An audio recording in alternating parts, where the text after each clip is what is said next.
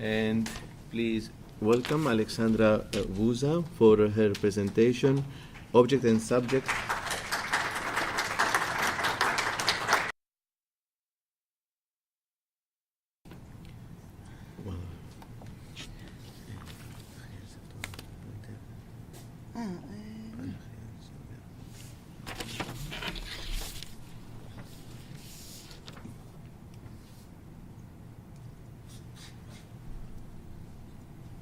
Hello, can you hear me? Okay. So I don't want to be out of your schedule, so I'm starting directly. Good morning, everyone. Thank you for having me. Thank you, all the organizers. It's a great pleasure and honor being part of this international conference. Among all those young researchers and my former professor, Mr. Vavouranakis, this paper I returned to one of my BA papers, to be honest, by reapproaching Asine with a different theoretical set.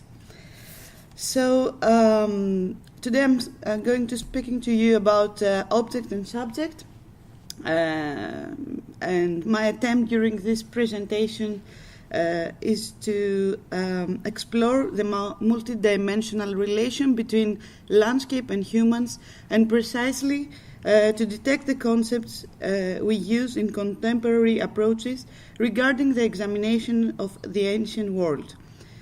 More precisely, the main archaeological case study derives from the prehistoric site of Asine in Greece and its funerary landscape. And here is a bit of the layout of my presentation. So I will first introduce you to the historical background of the theory I will use. Then I will give you a short example from historiography. Then I will present my theoretical package, Latour, Ringgold, and Gosden. And then I will try to apply this to the archaeological study of Asine, and then do the synthesis of all these things. So my question is more an epistemological one, and concerns about the escapes and their alternate role, more or less. So let us consider how modern theoretical models influence the causality of the data and hence the interpretation of the latter. So over the recent years, a shift of interest to the material world has become a truism in social sciences and humanities, unlike this long scholarly tradition. This tradition was placing the subject as superior to the object and the mind to the material. The tendency of creating contrasting pairs has been derived from the motivation of humans to determine their surroundings. The dualism of subject-object was developed by Descartes, who termed this model Cartesian tradition. In contrast to Descartes' idea that an individual is an isolated, thinking thing, the philosopher Heidegger believed that human beings should be seen as beings engaged in activities in the world. Numerous different perspectives followed, and most of them have converged on some version to Bruno Latour's notion of symmetry between humans and things, and to the actor network theory. This new approach was a significant incision of how humans and things move and coexist on this world. Approaching the past is a fundamental motivation for both archaeology and historiography, whereas they often are called to deal with contrasting pairs. One of these dichotomies is indicated in the case of object and subject, and precisely of what we perceived and called object or subject. This contrasting pair is literally composed by eject and the prefixes of sub and ob, which each of them embody a variety of ascribed characteristic. So now let me give you a short example from historiography. One of the sources that the discipline of history use, and actually it's the subject of its study, derives from the text. The fundamental phase we have to be aware regarding historiography was a linguistic turn, which was conducted and directed at understanding the mediating force of language in the representation of the past. Historians, as scientists, are motivated to investigate the past and interpret it through exploring literary sources or inscriptions. But they also produce texts to represent the past. Texts used by historians are not only reflecting the world but creating it as well, since language has a significant feature, the plasticity of speech. According to the above observations, historians introduce inquiries such as when a text was written, by whom, and for what kind of audience. These questions led them to characterize text as a performative element. The concept of performative utterance was developed by philosopher John Langshaw Asine. He argued that the performative utterances are not true or false, actually perform the action to which they refer. Actually, the utterance is itself the act. They don't describe but perform the action, they designate. Addressing these questions to historians were able to reverse the role of text from object to subjects and vice versa. Another interesting anthropological approach towards text was made by Claude Lévi-Strauss, who studied text as symbolic action. This angle places a text in the role of subject which has embedded symbolism and creates new ones at the very moment it comes in a dialectic contact with humans. The duality that characterizes the role of text has been conveyed concisely by Gabriel Spiegel in the phrase "the social logic of the text," a term which was used in order to place a text within an embedded social environment of which it is a product and in which it is an agent. Hence, the relation that historians have with this type of source, the text, is interactive, since the content of what they study has the potential to act as an object or a subject. Having either of those properties, a text can affect the perspective of the researcher, respectively, and thereby the causal line he or she follows during the investigation of the past. So, could the study of landscape be an analogous scope where the dualism of object and subject affects the archaeological interpretation? Before answering to this question, it would be vital to consider the theoretical approaches about the twofold role of landscape as an object and as a subject. Ambiguous definitions have been expressed about this kaleidoscopic term of landscape. Instead of considering landscape as a mere canvas for human activity or as an arena of expression, what about the other way around? It would be sensible to investigate landscape as a wide spectrum of impression rather than expression. And these are my theoretical tools that I will use for this attempt.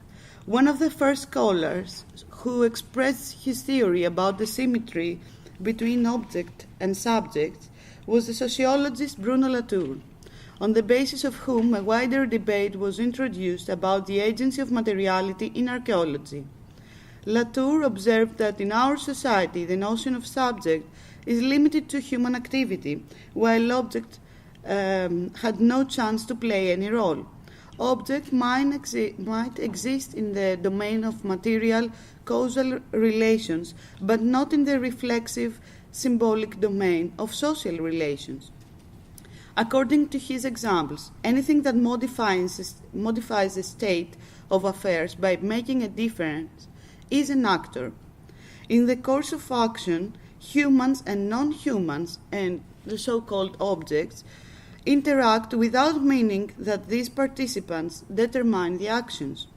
The actor network theory of Latour is a theoretical model that incites scholars to be critical to the participants in the course of action, since they can affect the causal process of interpretation. Objects exist naturally, but they do not have any social thought. as for instance, in our case, the landscape and its constituents.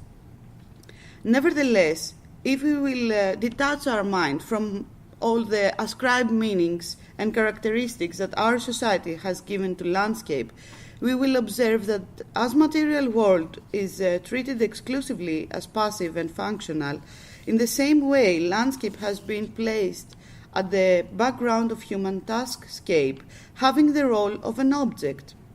The actor network theory of Latour constituted the backbone of Tim Ingol's approach to the landscape and to the agency of the things. He introduced a very fundamental term towards defining landscape, the notion of taskscape. And by taskscape, Ingold is referred to the totality of activities which are interlinked. Landscape and taskscape are not opposed, but they complement the other. These notions will allow us to perceive the forms of landscape, such as the graves in the case study of Asine, as an analogy to the material world that has the potential to enact either as object or subject. People and materials should be understood as interacting entities. In this context, we see landscape interact with people at the nodes of their course of action. Landscape, since it is an array of activities, should be seen as a space of human activity and interactivity. The possible combinations of interactivity are human to human, human to landscape, and landscape to human. On the basis of this rationale, any of the two components can have the role of object or subject. According to Ingold, the problem does not lie in the sub or the ob, or on the supremacy of the one to the other, but it lies on the ject. As it will be illustrated by the following case study, the perception of landscape is the dominant feature that determines which will be the cause and which the effect, and how the relation between humans and landscape can be reversed. Another aspect that should be taken into account to this object-subject concept is the notion of form. And Chris Gosden suggests that in many cases it's not the mind that imposes its forms on material objects, but rather the latter that gives shape to the forms of our thought. The same applies to the forms of landscape. Humans and landscapes are both created and creating. So, the above theoretical approach of landscape will allow us to apply this theory at the case study of Asine's prehistoric cemetery. Asine is located at the northeastern part of the Peloponnese in Greece, and the late Helladic cemetery is located on Barbouna Hill, as you can see in the circle. And it's constituted by chamber tombs, which was a very representative type of tomb during Mycenaean period. The excavations were conducted during 1920s, and the results were published by the Swedish archaeologists Frodin and Persson. However, the limitations of the publications cannot be denied, and since the number of the excavated chamber tombs is limited, and we are lacking a clear overview of the role of landscape for the prehistoric societies of Asine.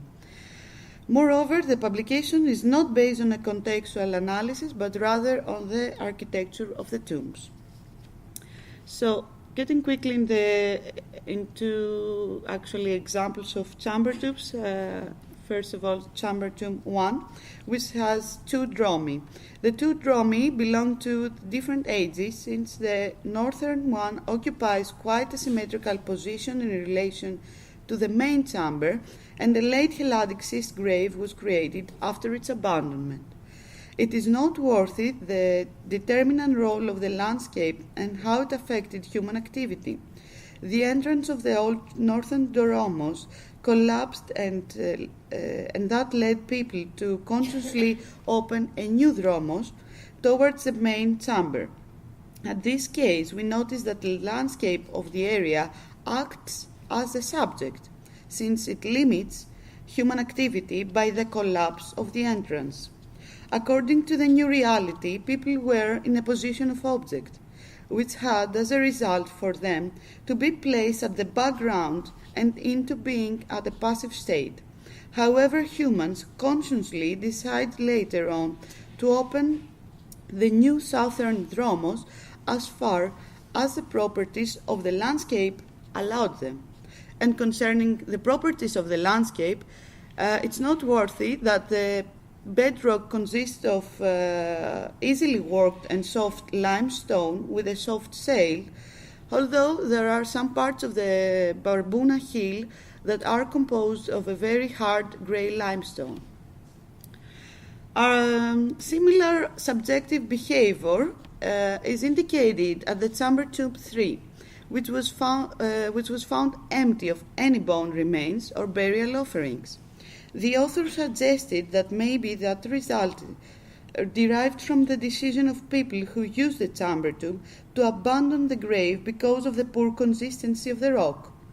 It is also a possible scenario that the human bones and burial offerings found in the dromos niche originally lied in the chamber, but when this was unsafe, people removed them and placed them in the niche intended for this purpose.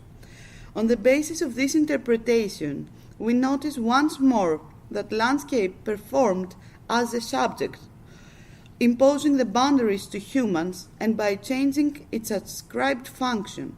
In parallel, though, humans obtain later their subjective position at the moment of creating the niche on the abandoned dromos and interfering to the initial form of the chamber tomb. The embedded agency of landscape enables it to co-formulate the space parallel to the human activity, as is illustrated by chamber tomb 1. At the case of chamber tomb 1, people did not only express themselves, but were impressed as well by properties of the landscape. Moreover, on chamber tomb 1, it is observed that two side niches were cut out of rock here, as you can see, at the northwestern chamber wall, which were intended as separate tombs for one corpse according to the bone remains. The desire of humans to deposit the remains of their ancestors in niches was accomplished by the given plasticity of the land. The landscape itself has the properties and the potential dynamics to a certain extent to steer indirectly the form of human thought. And that led me to demonstrate a schematically represent scape as a palimpsest. The scape that has been produced out of the interactivity between human and the landscape constitutes a palimpsest of meanings and narratives upon which a new funerary narrative will be inscribed through the creation of the niches or the dromis. And going to the synthesis of this topic, let me now amalgamate these sociological, anthropological approaches with the revised view of the prehistoric chamber tombs. The perception of the relation between humans and their landscape, as it was presented, depends to a large extent on the concepts we have about object and subject and our symbolic sets. The alternating property of landscape to act and be acted upon by humans consists that characteristic which makes its role to change from object to subject. The equivalent process may occur also for humans, who do not act exclusively as dynamic entities, but they get influenced or limited by the forms and the agency of the landscape. Therefore, approaching chamber tombs through a different causality, so that the characteristic of chamber tombs have an alternative role which is shaped on the meeting nodes with the human action. The land of the cemetery at Asine embodies a local sense of collective memory, where people engage with their surroundings, and by so doing, they are always entangled in a complex webs of relations. As a consequence, epistemologically, the alternating property of object, so in our case the landscape, affects the causality model that has been created between the entities of the world. It is also transforms the action of the prefixes of sub and ob, and by extension the agency they induce. The landscape in our case study, as the text for historians, acted as a performative element. The late Helladic graves constituted a taskscape where people had to carry out the funeral activities. It is noteworthy that the three-party structure of the tomb, with the dromos, the stomion, and the main chamber, provided a shape to the landscape which serves the symbolisms and the process of the funeral. At the very moment it had the required properties, either because of the collapse of the entrance or the creation of an additional niche upon the original plan. The dromos was a result of humans' intervention to the landscape, but it was a dynamic agent on itself as well, which actually was forcing and limiting people to walk on its axis. To wrap this up, our views towards landscape or any other object of study run the risk of projecting personal and contemporary concepts on the societies and systems which maybe had a different set and ideas about the surroundings. Being detached and neutral, it's not an applicable scenario for any science, since we don't live in a vacuum. However, the examples from historiography and archaeology in correlation to the sociological and anthropological methodologies underline that we are able to express our motivation towards the investigation of the past by addressing and being aware firstly of the inquiries who is or acts as a subject and which acts as an object. That process can play a determinant role to the causality we follow and by extension to our interpretation, since the dualism between subject and object is a concept which embeds a rhythmic dialectical relation between the components of the world, rather than a competition of supreme property of the role of the one or the other. And before you escape from this room for the coffee break, please follow me to this journey and let's escape together from our traditional dualistic models. So your comments are more than welcome. Thank you very much for your attention.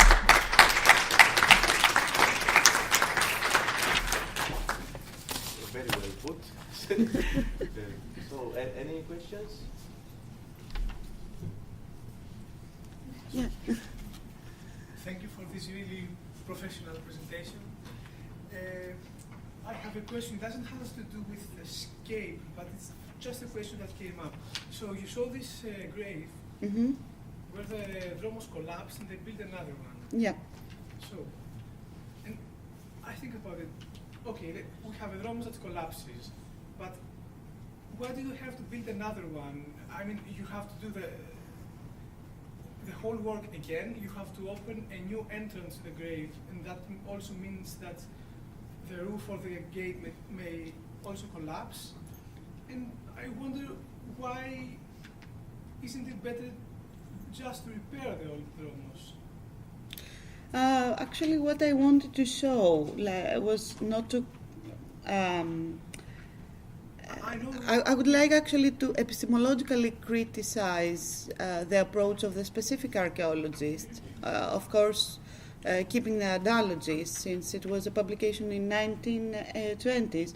However, I'm thinking that in this way we can see clearly an example of the dynamic and actually the agency of the material culture, if you want to say it like this. So the agency of the landscape.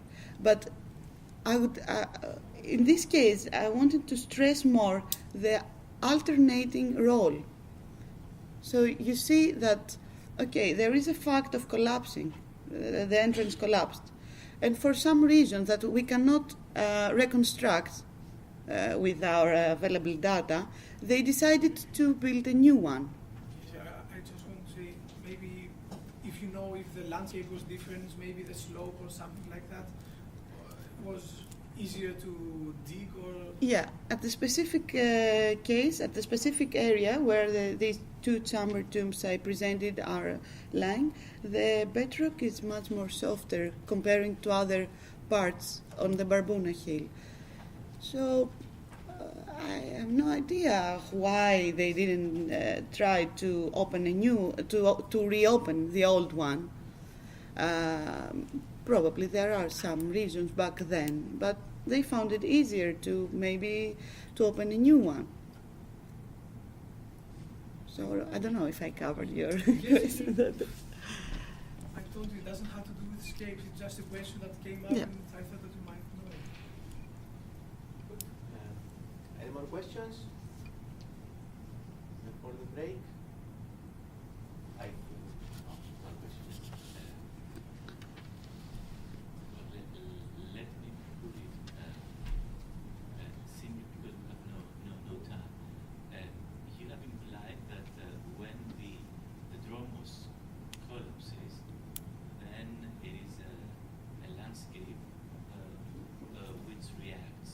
So man impacts on the landscape by building a tomb, and then the landscape strikes back as an active agent. Mhm. Now, if the entrance would have collapsed, would it be something completely different in your model? Because the entrance is a construction element. Is it landscape or? It's something in between, because Because according to traditional narratives, there is no big difference whether the entrance or the dromos collapses. Both can be explained as construction mistakes. Following your model, we deal with two completely different things. yeah, I don't think so, to be honest. I believe that it is actually people creating the entrance and the dromos. In the case of chamber tubes, they actually interfere to the original landscape. So even if the forms are something constructed, human constructed, it has a dominator which it's actually the landscape. So in a way, the dromos and the stomion and the entrance, it's something in between. It's actually the entanglement of human activity and the landscape and the material world in a way. Put in a different way, do subjects act always consciously, or do you think that there are subjects that can act without any intention, consciousness? Because in this case, when the dromos collapses, I see nothing which presupposes a subject engaged in a conscious action. Yeah, but I'm not supporting that the subject has a conscious action, but it has action. That's what I want to stress out. That okay, we cannot blame the grave that collapsed it. It's fine. It's a landscape. There is no any conscious action there, but there is action. We can blame the architect in this case. Yeah, we can blame. So of course, the human agency is the one that has a conscious, the conscious part. But beyond that, can we say anything about the landscape? Can we involve it? Can we approach it differently? Can we actually escape from the traditional models and the dualistic?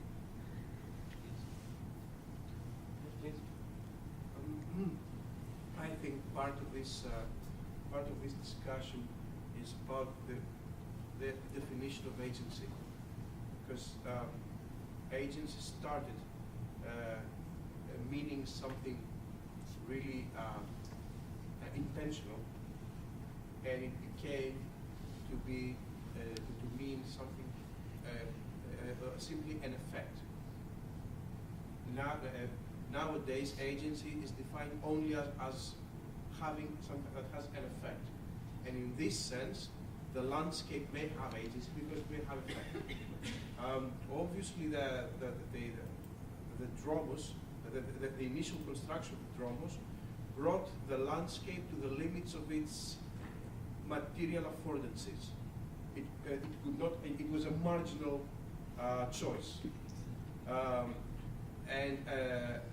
But what strikes me more is not the possible causes either of this effect or the cause of the second dromos, but the effect of this second opening. That we may argue endless hours why they did it or how it happened. My interest would be that, okay, since it did happen, what was the impression that the landscape gave after it happened? Because this is something I think we can grasp better, the inevitable results of this, that people would circulate in the landscape and they would see and they would recognize two dromoi, one abandoned and semi-destroyed, the other better constructed, better preserved. It would give, I think this would give the chamber to kind of memory stratification. Immediately the chamber would become a much more textured element in the taskscape. Yeah, exactly.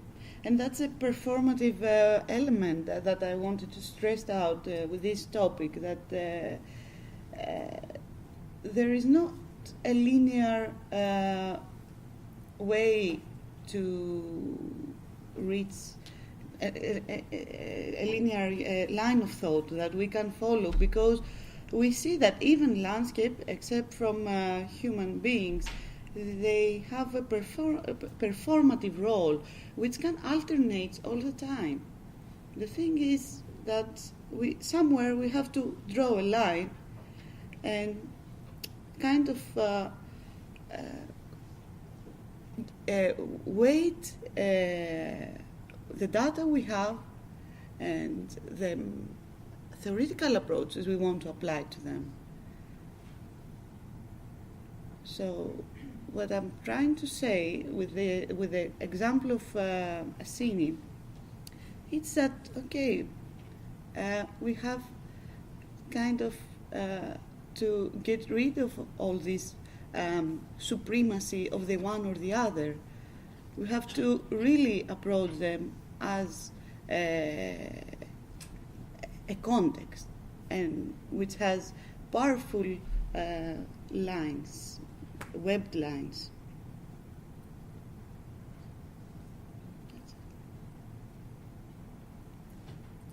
Just something to mention, what Professor Vouza told about this duality and how the whole landscape would have been a really nice modern parallel came to my mind.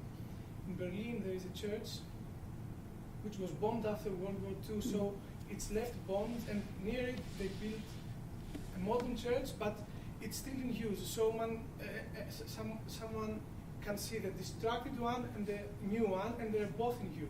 So in the same way, but another scape. Yeah, I think it's the concept of palimpsest, that it was something intentional, finally. Okay, Nice. thank you. So we can continue this in the lobby. Time to escape for our coffee break. Thank you, Alexandra. Yeah. Again.